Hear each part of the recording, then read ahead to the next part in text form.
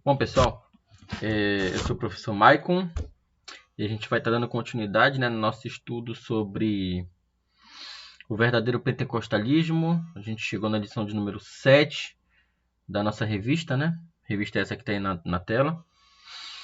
E a lição de hoje tem por tema cultuando a Deus com liberdade e reverência. Então a gente tem duas palavras que tem um certo antagonismo, tem uma certa concorrência entre si, que é a palavra liberdade e a palavra reverência. Como eu já falei anteriormente, a vida cristã ela é pautada no equilíbrio. Então a gente não pode estar nem no extremo nem no outro, mas a gente tem que ter equilíbrio em todas as esferas da vida. Isso é chamado de temperança, é um dos atributos do fruto do Espírito. Aqui tem uma imagem muito bonita, feita pelo nosso amigo Anomi, que é o resumo da lição. Lição de número 7, cultuando a Deus com liberdade e reverência. Texto áureo: Deus é o Espírito e importa que os que adoram o adorem em espírito e em verdade. Está lá em João capítulo 4, versículo 24. Verdade prática. A adoração em espírito diz respeito à posição espiritual do adorador. Isso quer dizer que o que vale diante de Deus é como adorar e não aonde adorar. Nós temos essa questão muito materialista, muito palpável, sobre as questões do culto.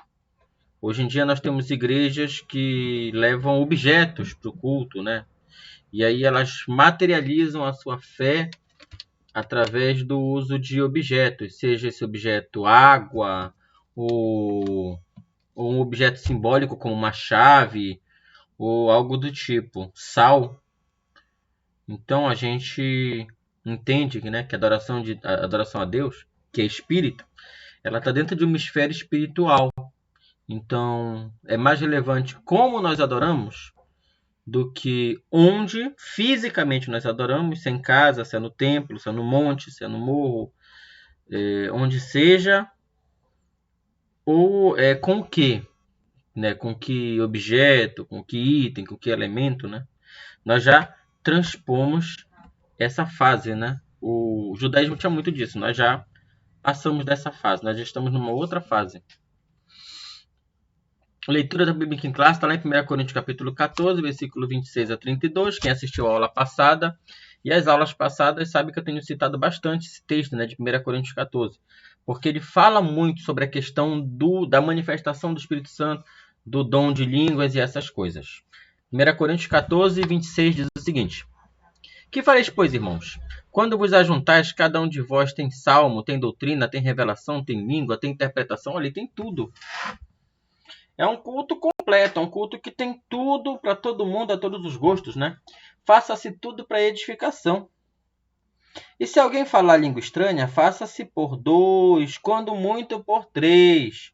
E por sua vez, olha só, e haja intérprete. Ele está falando de ordem no culto, Ele está falando que várias pessoas falando línguas e se levantando em profecias e se manifestando de maneira exaltada ao mesmo tempo, é danoso ao culto. Então ele adverte para que se alguém vá falar em línguas, que seja no máximo 2, no máximo dos máximos 3. E que se alguém falar em língua, que haja quem interprete.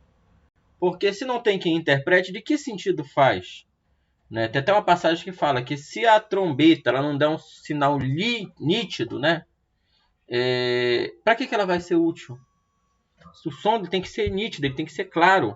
A pessoa tem que entender o que está sendo falado para ela poder tomar uma ação mediante aquilo que foi revelado. Mas se não houver intérprete, esteja calado na igreja e fale consigo mesmo e com Deus. Então a pessoa que ela quer falar em línguas, ela tem o ímpeto de falar em línguas, Se ela tem um relacionamento pessoal único com Deus, isso é uma questão dela, edificação própria. Mas quando ela externaliza essa língua sem ter quem interprete, isso não tem uma objetividade, não tem um ganho prático para a igreja. Porque se ninguém está entendendo, para que vai servir aquilo no meio da igreja?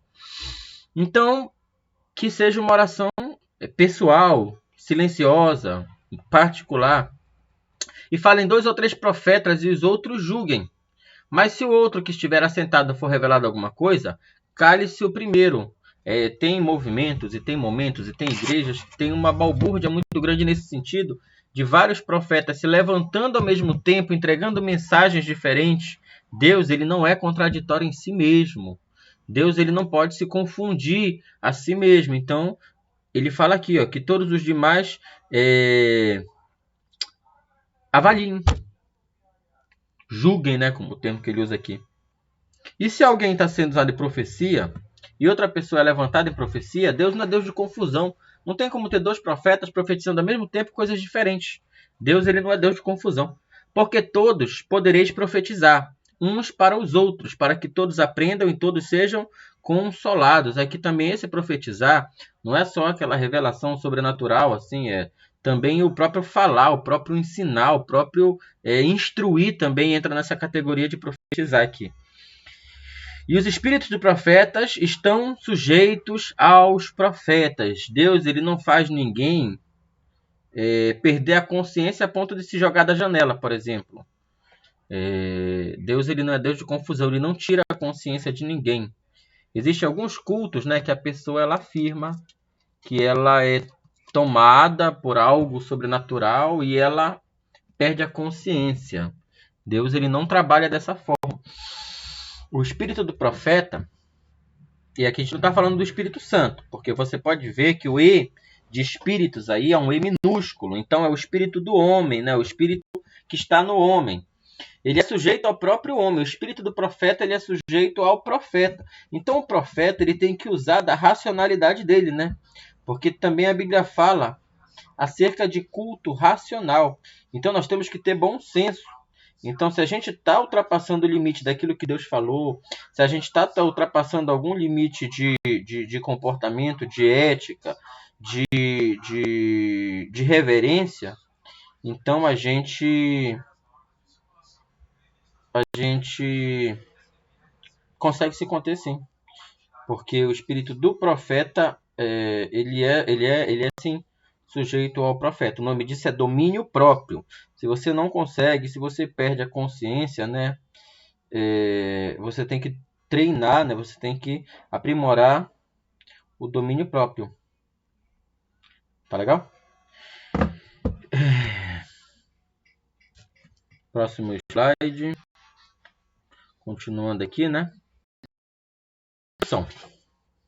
O Novo Testamento não apresenta um manual de liturgia e nem estabelece regras de culto, mas temos pelo menos uma comunidade cristã do período apostólico que pode dar indicações sobre como devemos organizar o culto. A Igreja de Corinto, descrita no capítulo 14 de 1 Coríntios, com base nesse exemplo, vamos estudar como deve ser o nosso culto e os elementos para que ele seja aceitável a Deus. O que ele está dizendo aqui na introdução, pessoal? Ele não está dizendo que o culto ele vai ser desorganizado e desordenado. Ele está falando que o culto ele não tem uma liturgia rígida, né? Quando a gente chega em algumas igrejas, por exemplo, a Igreja Católica, né, de qual nós saímos em 1500, né, 1508, ela tem hoje uma programação, e essa programação que a pessoa recebe na porta, né, ela diz todo o fundamento do culto. Eles fazem um culto muito padronizado, muito organizado. Eu não estou aqui diminuindo o culto deles. É um culto muito organizado e segue regras muito bem delimitadas, entendeu? O nome disso é liturgia, tanto é que eles usam muito o termo liturgia, ato litúrgico e tudo mais. O nosso culto pentecostal, porque lembrem que nós estamos falando sobre pentecostalismo, a gente não está denegrindo a imagem do culto católico, a gente não está denegrindo a imagem do culto das igrejas que são ditas reformadas, a gente não está denegrindo a imagem do culto chamado tradicional, culto batista e de outras igrejas, metodista, mas a gente está transcorrendo acerca do culto pentecostal. A gente está explicando sobre o culto a qual nós fazemos parte. Então, o nosso culto pentecostal, ele não tem tanta rigidez, ele tem até certa flexibilidade. A gente tem um costume, né? Um costume assembleiano, né? Nós cantamos geralmente 2 a 3 hinos da harpa, depois tem a leitura da palavra, depois tem mais 1 hora livre de louvores e palavras e manifestações diversas. e depois tem uma oração, tem a leitura da palavra oficial e depois a oração final, mas dentro desse ambiente de culto tem uma grande liberdade de culto. A gente pode cultuar com uma considerável liberdade, né? A programação ela não é inflexível, ela não é uma coisa que já veio escrita num script que é entregue na porta e a gente tem que seguir aquela métrica, aquela ordem, né? Por exemplo, o culto católico, eu já fui uma vez numa missa e eles têm tudo programado numa programação litúrgica, né? E a igreja ela tem uma postura responsiva. O padre ele fala e a igreja responde conforme aquilo que está no roteiro. E aí o padre responde e a igreja responde e assim vai até o final da celebração. Eu creio que a igreja luterana também tem um comportamento bem parecido. O culto pentecostal não. O culto pentecostal ele é bem livre, né? Até recentemente a gente não tem mais tanta prática de dizer vamos ouvir o fulano com uma palavra, fulano com uma saudação, fulano com louvor. Até nisso a gente tem flexibilizado, né? A gente tem usado o termo oportunidade. Vamos ouvir o fulano com a sua oportunidade. E dentro dessa oportunidade ele pode cantar, pode ministrar uma palavra, ele pode testemunhar. Então o culto pentecostal ele é bem aberto. Voltar aqui, senão a gente não consegue finalizar. Flexibilização cristã. A religião cristã é flexível quanto à forma de adoração e permite várias liturgias. Como eu estou falando, não é que uma esteja errada, outra esteja certa. Não é que a da Assembleia de Deus ela é melhor, ela é mais certa. Deus aceita melhor que a da Batista e seja melhor do que a da Presbiteriana, ou seja melhor do que a Metodista. Não, nós temos flexibilidade litúrgica. Todos os ramos do cristianismo, incluindo cristãos nominais, têm sua forma distintiva de culto, né? Desde o cerimonialismo ornamental da Igreja Católica Romana, aquilo que eu falei, muito formalizado, muito consolidado, muito programado, muito dentro de um roteiro, né? Ortodoxas e algumas protestantes. Ao modelo simples dos evangélicos, principalmente os pentecostais, bem informal, bem livre. E agora as neopentecostais até usam muito a palavra espontâneo, né? Então na neopentecostal ainda chega a ser mais espontâneo do que o culto pentecostal. Não se deve associar o rigor da liturgia do culto judaico com os vários sistemas de culto cristão, nem engessar o ritual cristão em nossos templos.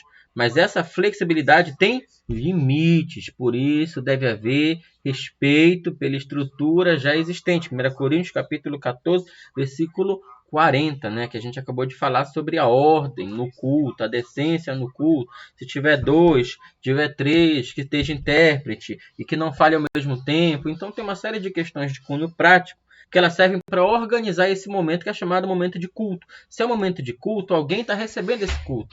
E o autor, o objeto desse culto é o nosso Deus, o nosso Senhor. E ele é santo, ele é puro, ele é perfeito, ele é organizado. Então ele também vai querer que as coisas que são oferecidas a ele, elas tenham ordem, elas tenham decência, elas tenham organização. Não é porque nós temos liberdade que a gente vai se jogar na parede, imitar cachorro, imitar gato, cair na gargalhada. E uma série de aberrações que existem alguns cultos por aí que usam dessa liberdade de uma maneira muito ampla. Então, durante esse culto, eles se sentem livres para tirar roupa, para fazer lutar judô no meio da igreja e fazer uma série de coisas que acabam fugindo do objetivo principal da reunião, que é cultuar a Deus. Então, nós temos que ter esse cuidado. Existe, sim, uma grande flexibilidade, mas nós temos que nos ater ao objetivo da nossa reunião, né?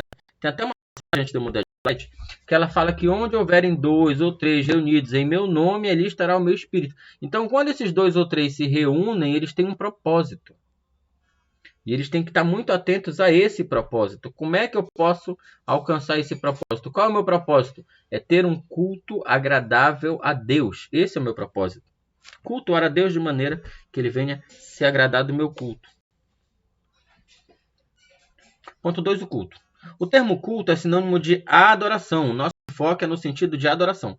Essa palavra é uma tradução do grego latreia, né? Serviço, adoração. Do verbo latreu, servir, emprestar culto, adorar. Mateus 4:10. A Septuaginta emprega latreia para traduzir o termo hebraico avodá, serviço, culto.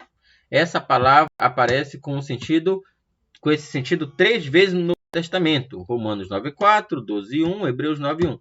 O que queremos dizer com a expressão culto pentecostal é a nossa liturgia, a forma de que adoramos a Deus. Então, eu falei no vídeo passado que tem muita gente que vai ao culto para buscar algo, para receber algo, para obter algo. E o culto é exatamente o contrário. O culto é quando eu me reúno para entregar algo, para representar algo diante de Deus, para apresentar algo diante de Deus. Falar assim, Senhor, está aqui, eu vim trazer, eu não vim buscar. Então, a gente tem que ter essa distinção, porque culto não é só uma reunião entre pessoas. Culto é uma reunião com o objetivo de prestar um serviço, de adorar, de cultuar, de fazer coisas que vão ao encontro do objeto do culto, que é o Senhor nosso Deus. Vamos ao próximo. A reverência no culto. A adoração a Deus é o momento mais sublime da vida humana. Significa essencialmente o reconhecimento, a celebração e a exaltação da majestade divina. Lembra do princípio de reino de Deus? A gente tem falado muito sobre isso. Reino de Deus é a esfera, o domínio da soberania de Deus. Então Deus, na sua infinita glória, no seu infinito poder, na sua infinita majestade, ele tem domínio, né? Ele tem domínio, né? A gente lembra, né, que no reino de Deus, nós vamos ter, vou até usar o azul aqui, que é uma cor que simboliza a nobreza, né? Nós vamos ter aqui uma coroa, né? Nós temos que opa, desculpa, aqui tá meio rebelde. Eu fiz aqui, ó. Ixi. Vai ficar ruim de escrever porque o mouse não está querendo ser obediente. O mouse ficou rebelde aqui por algum motivo. Bora, filho, volta. Agora, acho que voltou.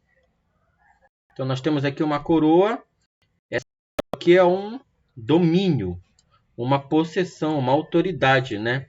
Quem está debaixo do domínio de Deus, da autoridade de Deus, quem se coloca debaixo da ordem, da autoridade, do poder, do domínio, da glória, da honra de Deus, faz parte desse lugar espiritual que é chamado de reino de Deus, né? Então, nós estamos abaixo do que é mais sublime, né? Do que é maior do que nós. Então, o culto, ele é essencialmente o reconhecimento. Então, nós vamos à presença do nosso rei, nós vamos à presença do rei, porque reconhecemos a exaltação da majestade dele. Por isso que nós nos apresentamos ao rei, porque nós reconhecemos a sublimidade, a grandeza e a majestade dele. E na presença do rei, na presença de qualquer autoridade, na verdade, nós temos que nos portar com reverência. Então, a gente tem uma ordem lá em 1 Coríntios, capítulo 14, versículo 40, né? Que é: faça-se tudo tudo decentemente e com ordem. Tem um outro termo que ele vai dizer que faça-se tudo com ordem e decência. Deixa eu pegar aqui um outro texto aqui, para a gente poder falar sobre ele. Um momentinho, só pegar aqui. Aurélio. Vamos para o dicionário Aurélio, né?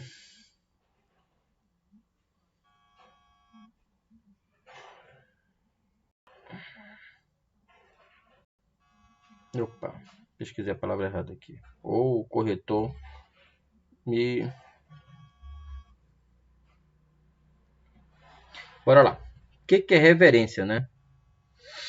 Ação de reverenciar aquilo considerado sagrado ou que se apresenta dessa maneira, né, como sagrado. Consideração ou respeito demonstrado por alguém pelas boas qualidades que essa pessoa tem ou que aparenta possuir.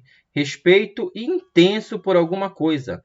Deferência. Modo respeitoso de cumprimentar em que alguém inclina levemente o tronco para frente ou flexiona o joelho. Mesura. Modo de tratamento, direcionamento eclesiástico. Então, isso é reverência, né? Então, reverência tem a ver com reconhecimento da exaltação da majestade divina, né? Tanto é que a gente tem tradicionalmente em filmes e tal. Só tirar aqui, ó. Eu botei aqui o domínio e acabei ficando na frente, né? Desenhar mais do lado. A gente tem nos filmes, né, a reverência, quando alguém abaixa-se, se prostra, reverencia, né? Reverenciar é reconhecer que aquela pessoa ela está acima, né? Ela está numa posição superior. Então nós temos que ter reverência no culto. Nós temos que entender que o culto não é para nós. O culto, ele não é para nós. Nós não somos objeto do culto, né? Tanto é que existe hoje uma cadeia humanística que o eu ele está no centro. Ele acha que o eu ele está no centro e que Deus ele se torna que tem comprometimento com o eu. Então, de certa forma, o Deus dessa filosofia, né, com a bandeja na mão, né? Ele está ali segurando a bandeja para servir o eu, né? Isso é antropocentrismo, né? Colocar o homem no centro e colocar Deus numa região de servidão, uma região periférica. Não é esse o verdadeiro culto a Deus. O culto a Deus, ele é soberano. Então Deus está acima de todos, estamos embaixo da autoridade dele. Isso aqui é o conceito de reino. É um lugar, uma dominação espiritual, não física, em que Deus ele está soberano, né? Deus reina e nós estamos abaixo da soberania dele. Por isso que nós temos que ter reverência. O centro da nossa adoração. Olha aí, ó. Alguns opositores da obra pentecostal costumam nos acusar de, em nossos cultos, darmos ênfase ao Espírito Santo acima de Jesus. Chamar de montanistas. Traz uma interpretação equivocada do nosso respeito. O Senhor Jesus é o centro, o Senhor Jesus é o centro da nossa adoração. E da mensagem pregada pelas Assembleias de Deus. Mas cuidado, eu não estou falando aqui, cuidado, eu não estou falando que existe uma posição de subordinação em que Jesus está acima do Pai e do Espírito. Não estou falando isso.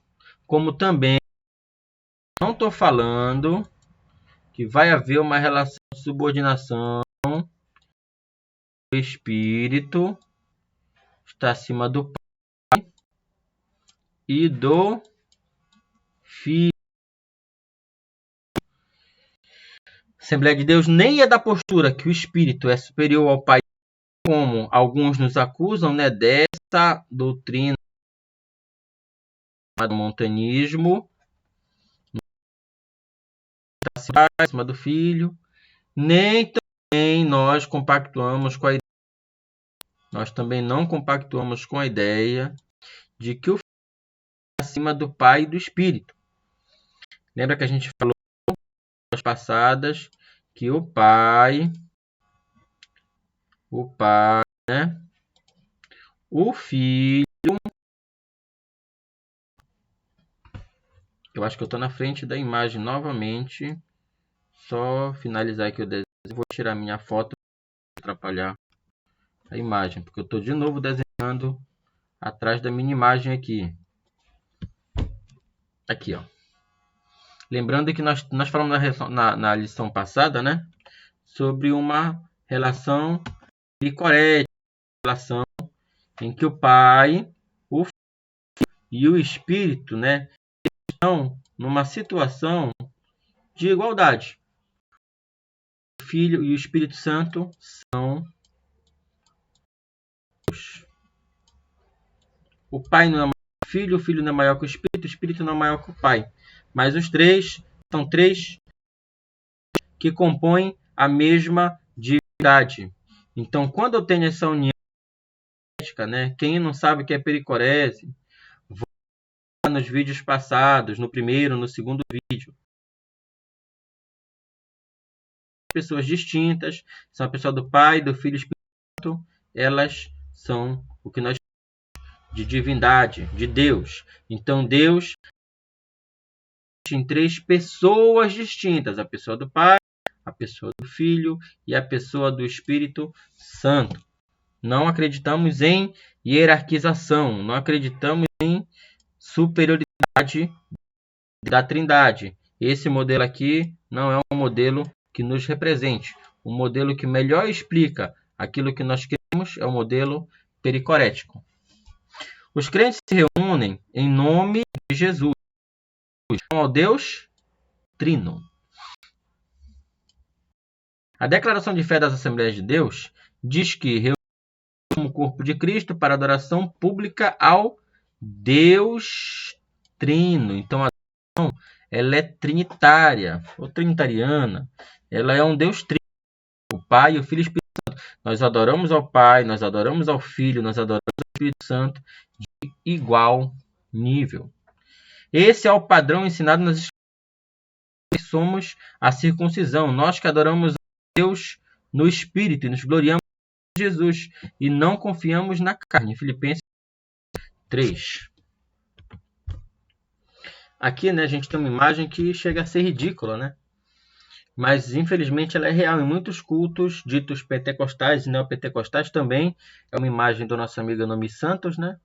Que aí o pregador está aí gritando no microfone, cutuca teu irmão, pula, grita, rodopia, receba! E aí o jovem perguntei, meu jovem, o que achou da minha pregação? Ele, pastor, foi tanto fogo e manto que eu nem sei o que o senhor pregou. Isso, de fato, tem sido uma realidade em nossos púlpitos, né? Então a gente tem que tomar cuidado com esses posicionamentos que dão ênfase demais à experiência e acabam denegrindo, diminuindo a palavra de Deus. Olha só um exemplo de reverência no culto. Muito vibrante no poder do Espírito. O assunto de 1 Coríntios 14 é a adoração. A expressão paulina, quando vos ajuntais, fala de culto. Ó, vos ajuntais, vos reunis, assembleia, eclésia, né? Se refere aos cultos. A exortação paulina à comunidade cristã de Corinto nos ensina muita coisa sobre o culto. Entre elas que o culto não era entediante, nem consistia num pregador falando para um rebanho atento e silencioso, pois havia uma interação dinâmica de compartilhar e receber. Então ali tinha uma questão de ensinamento. Então quem estava à frente ensinava, quem estava abaixo recebia, aprendia, mas tinha uma interação entre as partes. Os crentes não eram espectadores, mas participantes do culto. Não há nada na instrução paulina que indique ser essa manifestação dos dons restrita à liderança. O contexto sudeste sugere a participação dos crentes em geral. Tanto é que nós temos um princípio, que é o princípio do sacerdócio de todos os santos. Todo santo é um sacerdote. A gente tem a liderança por uma questão organizacional eclesiástica, né? Então a gente precisa de uma organização mínima em que uma liderança ela possa organizar os papéis, ela possa selecionar as pessoas mais aptas para uma ou para outra função, para uma ou para outra atividade, delimitar aqueles que vão ensinar, quem é que pode ensinar quem tem mais conhecimento do que quem. Então a gente faz essa organização eclesiástica para poder organizar o culto, para poder ter um organismo mais eficiente, um organismo mais bem estruturado.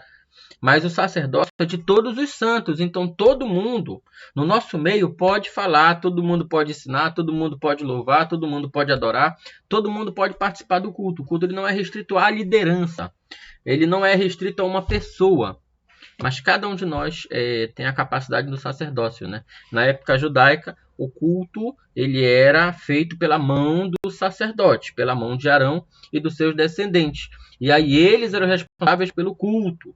E aí todo mundo se subordinava debaixo deles e eles faziam o culto. Hoje nós temos grande liberdade de adorar a Deus. Então qualquer um de nós pode reunir 2 ou 3 pessoas da nossa família na nossa casa e organizar um culto e cultuar a Deus, e Deus vai receber da mesma forma que ele recebe a adoração que é feita lá na congregação com a liderança do pastor. Então, faça culto doméstico, faça culto com a sua família, chame os seus vizinhos, faça culto na rua, ponha uma caixa de som na frente da sua casa, com ordem, com decência, lógico.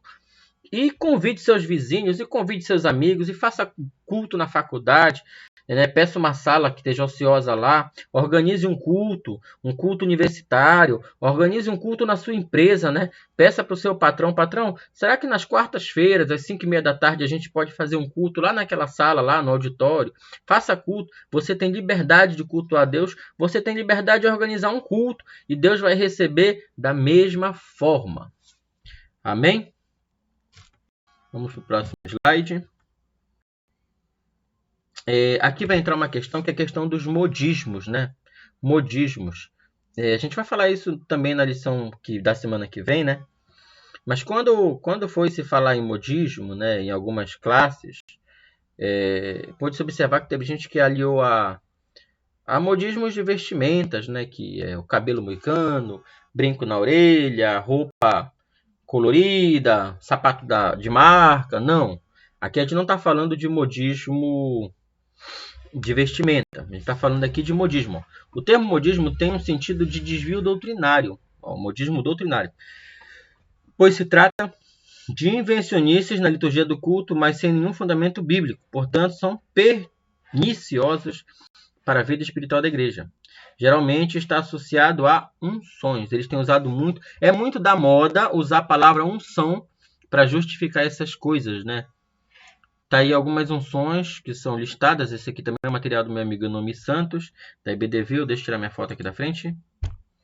Tem a unção do riso, unção dos 4 seres, unção da lagartixa, unção do raio-x de Deus, unção do cuspe santo. Olha aí na quinta imagem, né? O obreiro cuspindo na boca da ovelha. Em tempo de coronavírus, então, isso aí é inaceitável, né? Ou unção da grama, a pessoa se jogar na grama, a pessoa comer grama, entendeu? Unção da lama, tá ali, ó, uma caixa d'água cheia de lama e as pessoas se chafurdando na lama. Tem até uma passagem que fala que a porca lavada voltou ao espojadouro da lama. Ó, tá aí, ó, na imagem vocês veem isso. A unção peniana e vaginal, que é o maior absurdo do mundo. Eu não vou nem citar, mas os irmãos devem imaginar como é que seja. E unção do riso, a segunda imagem. Unção da grama na quarta imagem, unção do cuspe na quinta imagem, né? Alguns movimentos também têm entrado como modismos, né? O restauracionismo, o triunfalismo, aquela que você não pode perder, você não pode aceitar, você tem que botar Deus na parede, né? Teologia da prosperidade, que tem a ver com triunfalismo. Teologia coach, que eu vou ensinar você a ser vencedor, vou ensinar você a ser campeão, vou ensinar você a conseguir mais de Deus, né? Isso aí parece muito aquele texto de Atos, né? Que o Bar Jesus ele pergunta: quanto vocês querem para me ensinar a domar o espírito, né? E a teologia neoliberal, né? O liberalismo teológico, que a gente tem falado bastante, que ele relativiza a Bíblia, né? Ele tira o fator sobrenatural e ele acaba trazendo tudo para uma esfera muito materialista. Então a gente tem que tomar cuidado com alguns modismos no nosso meio. Característica pentecostal. Os primitivos cultos eram espontâneos e diferentes das reuniões das sinagogas, embora muitas características viessem delas. A liturgia dos cultos constava na oração e cântico, louvor, parte da adoração a Deus desde os tempos antes do século até a consumação dos séculos. O louvor ele é presente no culto. A leitura e exposição das escrituras sagradas aparece como elemento de culto cristão em outra fonte paulina. Persiste em ler, exortar e ensinar. Então o ensinamento ele vem fazer parte do culto.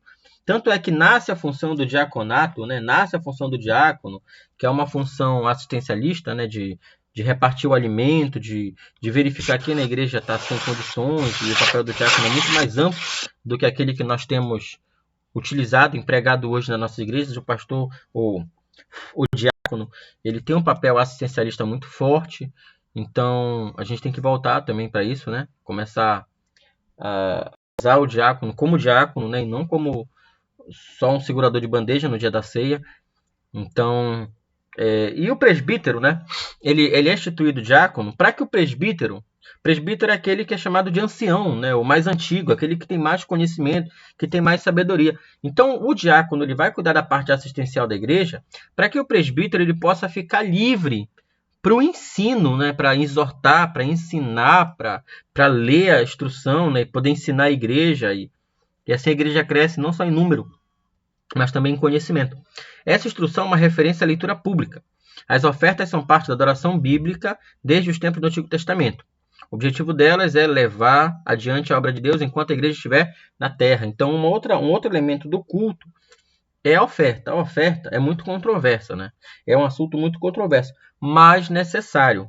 Porque, como a gente sabe, a igreja na terra ela precisa de recursos.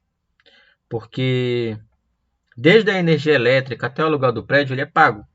E a gente vai ver na Bíblia que Paulo ele levanta ofertas. Ele levanta ofertas para ajudar as igrejas que estão passando por dificuldade de se manter, né? Dificuldade financeira. Então, Paulo ele dá exemplo fazendo alguns levantamentos de ofertas para poder ajudar aqueles que mais precisam. Então, é uma parte do culto também, ofertar. Aqui nós temos uma imagem que fala mais uma vez sobre o culto, né? É da IBD Views também. Bem, irmãos, depois de termos cantado muitos hinos, agora vamos à parte mais importante do nosso culto, a pregação da palavra. Aplaude aí, igreja. Aí o irmãozinho está pensando, vixe, quase 10 horas. Vou para casa assistir televisão, né? Nesse dia agora eu vou assistir o Big Brother. Aqui mostra uma realidade, né? Que o nosso culto, às vezes, ele falta organização. Então, o louvor faz parte do culto, mas a palavra também faz parte do culto, porque nós temos que ser ensinados. E o povo ele tem sofrido por falta de conhecimento. Só que a gente acaba cantando tanto que a gente não dá oportunidade para a palavra de Deus ser pregada. Então, tem 2 pontos aqui muito importantes. O primeiro ponto fica para quem organiza o culto. Dê a devida importância à palavra. Né? O louvor é muito importante, mas a palavra também é. Então, se tudo for feito com ordem e com decência, a gente consegue ter um momento de adoração, um momento de celebração e um momento de instrução. Então, tudo tem a sua importância, tudo feito com ordem e decência, a gente consegue ter um culto abençoado, bem administrado na presença de Deus. E também uma questão que fica para os líderes é cuidado com quem vai levar a palavra, né? Bora procurar cada vez mais e mais capacitar os nossos pregadores para que a gente não tenha um momento de culto maravilhoso e quando chegar na hora da palavra ser uma coisa sem conteúdo, sem base, né? Terceiro ponto, como nossas reuniões de adoração. A nossa liturgia é simples e permite que qualquer irmão ou irmã adore a Deus com liberdade. Nenhum deles é negado ao púlpito, todos têm a oportunidade de falar à igreja. O que Jesus fez na sua vida são os testemunhos sobre salvação, pura libertação e outras bênçãos. A maioria baseia a sua fé nos relatos bíblicos, e são os milagres registrados na Bíblia que inspiram e levam os irmãos a receberem tais bênçãos. Foi dessa maneira que crescemos, nos tornamos a maior denominação evangélica do país. O Deus que nos trouxe até aqui, Ele mesmo nos conduzirá pelo seu Espírito até a vinda de Jesus. Essa adoração a Deus é em espírito e em verdade. Então as nossas reuniões elas são abertas. Qualquer pessoa, inclusive de qualquer outra denominação, de qualquer outro culto, de qualquer outra organização religiosa, se ela quiser vir até os nossos templos para adorar a Deus juntamente conosco, as nossas portas sempre estarão abertas.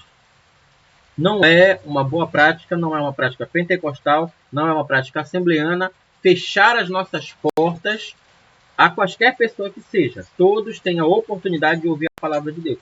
Então, as nossas portas sempre estarão abertas, inclusive para receber aqueles que não compactuam, que não fazem parte do mesmo culto que nós. Mas se eles vierem ao nosso meio para adorar a Deus, eles serão bem-vindos ao nosso meio. Poderão adorar a Deus juntamente conosco, né? E o nosso púlpito, ele está aberto para todo aquele que tiver algo de Deus a passar à igreja, aquele que for vocacionado, conduzido pelo Espírito Santo, ele tem a participação na igreja. Lógico que o líder da igreja vai ter que tomar o devido cuidado com a questão da ordem do culto. Então, volta para aquilo que a gente estava falando lá atrás.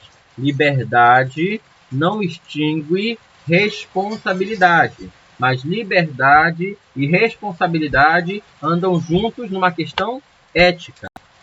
Então, vamos ser éticos, vamos ser cuidadosos, vamos ser responsáveis, vamos usar a nossa liberdade com responsabilidade.